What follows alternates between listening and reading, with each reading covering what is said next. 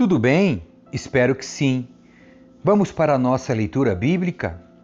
Livro de 1 Samuel, capítulo 7. Então os homens de Quiriate-Jearim foram buscar a arca do Senhor. Eles a levaram até a casa de Abinadab, numa colina, e consagraram seu filho Eleazar para tomar conta da arca do Senhor.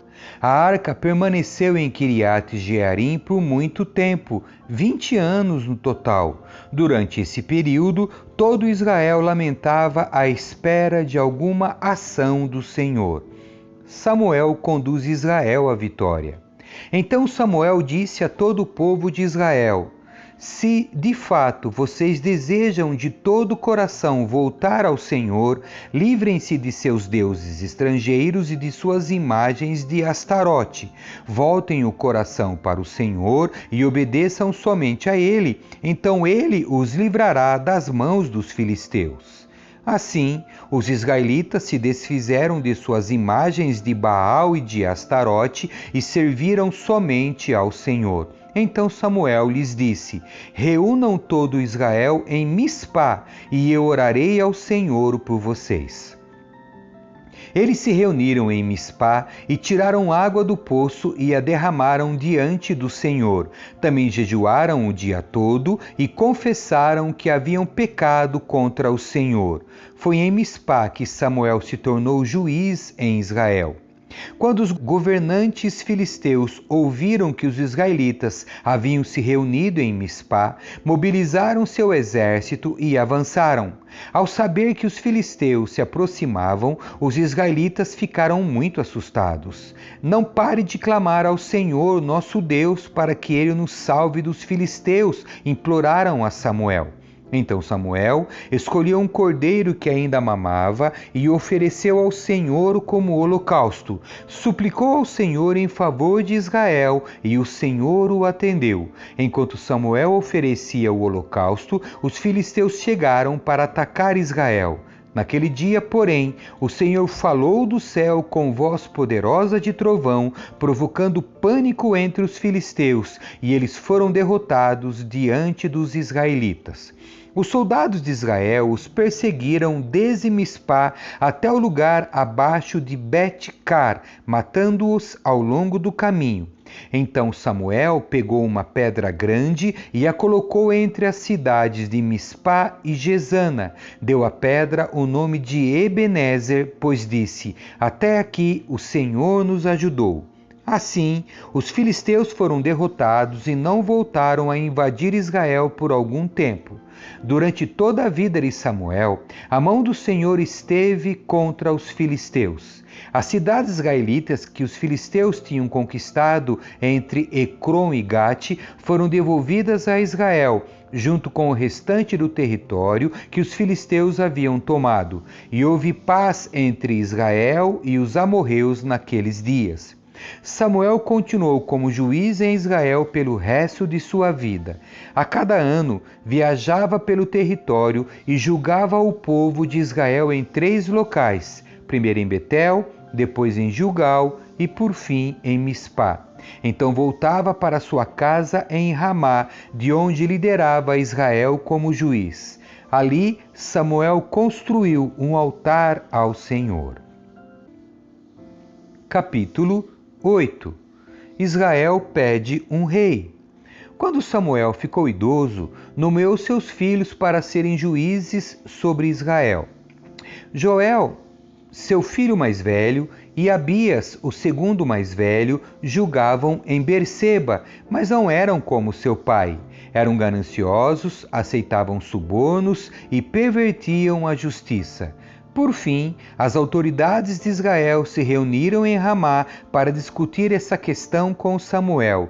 Eles disseram: olhe, o Senhor está idoso e seus filhos não seguem seu exemplo. Escolha um rei para nos julgar, como ocorre com todas as outras nações. Samuel não gostou de que lhe tivessem pedido um rei e buscou a orientação do Senhor. O Senhor lhe respondeu: faça tudo o que eles pedem, pois é a mim que rejeitam e não a você. Eles me rejeitaram como seu rei. Desde que os tirei do Egito até hoje, eles têm me abandonado e seguido outros deuses. Agora tratam você da mesma forma. Faça o que eles pedem, mas advirta-os solenemente a respeito de como o rei os governará. Samuel adverte o povo sobre o rei. Então Samuel transmitiu a advertência do Senhor ao povo que lhe pedia um rei. Disse ele: esse é o modo como o rei governará sobre vocês. Ele convocará seus filhos para servi-lo em seus carros de guerra e como seus cavaleiros, e os fará correr à frente dos carros dele. Colocará alguns como generais e capitães do seu exército, obrigará outros a arar seus campos e a fazer as colheitas, e forçará outros mais a fabricar armas e equipamentos para os carros de guerra. Tomará suas filhas e as obrigará a cozinhar, assar pães e fazer perfumes para ele. Tomará de vocês o melhor de seus campos, vinhedos e olivais, e os dará aos servos dele. Tomará 1/10 de suas colheitas de cereais e uvas para distribuir entre seus oficiais e servos. Tomará seus escravos e escravas e o melhor do gado e dos jumentos para uso próprio. Exigirá 1/10 de seus rebanhos e vocês se tornarão escravos dele. Quando esse dia chegar, lamentarão por causa desse rei que agora pedem, mas o Senhor não lhes dará ouvidos. Mas o povo se recusou a ouvir a advertência de Samuel. Mesmo assim, queremos um rei, disseram. Queremos ser como todas as nações ao nosso redor. Nosso rei nos julgará e nos conduzirá nas batalhas. Samuel repetiu para o Senhor aquilo que o povo tinha dito, e o Senhor lhe respondeu: faça o que eles pedem e dê-lhes um rei. Então Samuel ordenou aos israelitas que voltassem cada um para a sua cidade. Capítulo 9. Saul e Samuel se encontram.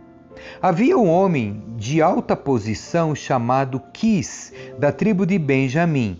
Era filho de Abiel, filho de Zeror, filho de Becorate, filho de Afia, da tribo de Benjamim. Seu filho Saul era o jovem mais atraente de todo Israel. Era tão alto que os outros chegavam apenas a seus ombros. Certo dia, as jumentas de Quis se perderam. E ele disse a Saul: leve um servo com você e vá procurar as jumentas. Então Saul e o servo percorreram toda a região montanhosa de Efraim, a terra de Salisa, a região de Saalim e toda a terra de Benjamim, mas não encontraram as jumentas em parte alguma. Por fim, chegaram à região de Zuf e Saul disse ao servo: vamos voltar para casa? Não quero que meu pai fique mais preocupado comigo do que com as jumentas. O servo, porém, disse: tenho uma ideia.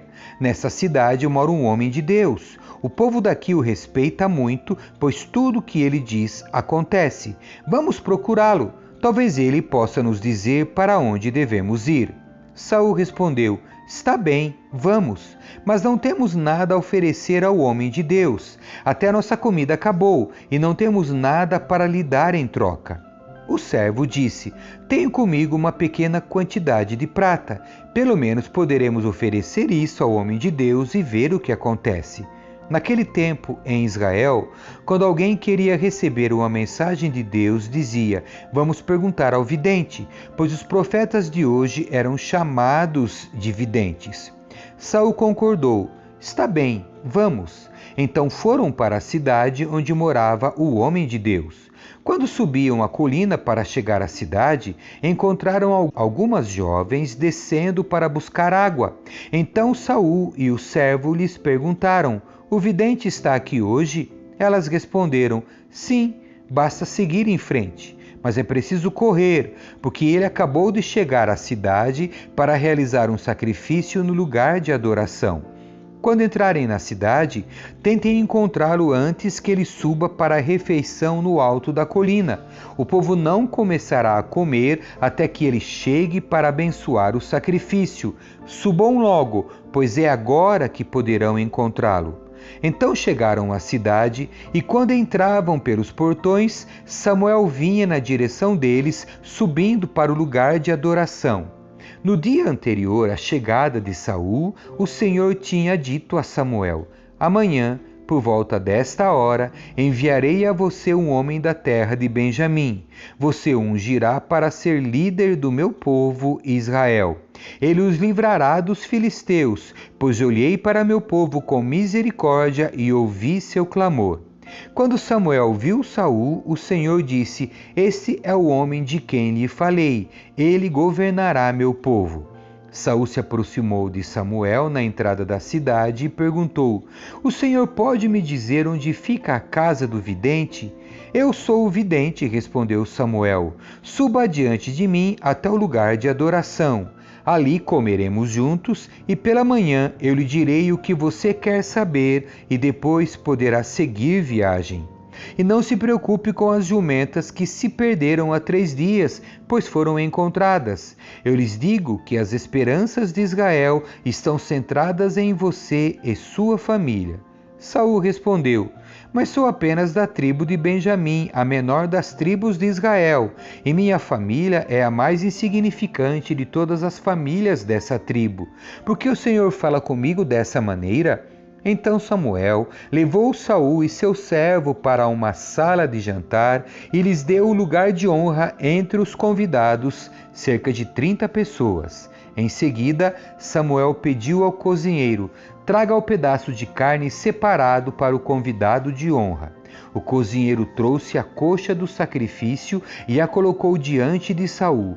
Coma, disse Samuel, reservei esse pedaço para você desde que decidi convidar esses homens para a refeição. E Saul comeu com Samuel naquele dia. Quando desceram do lugar de adoração e voltaram para a cidade, Samuel levou Saul ao terraço da casa e preparou uma cama para ele. Ao amanhecer do dia seguinte, Samuel chamou Saul novamente. Levante-se, disse ele, é hora de seguir viagem. Saul se aprontou e ele e Samuel saíram juntos.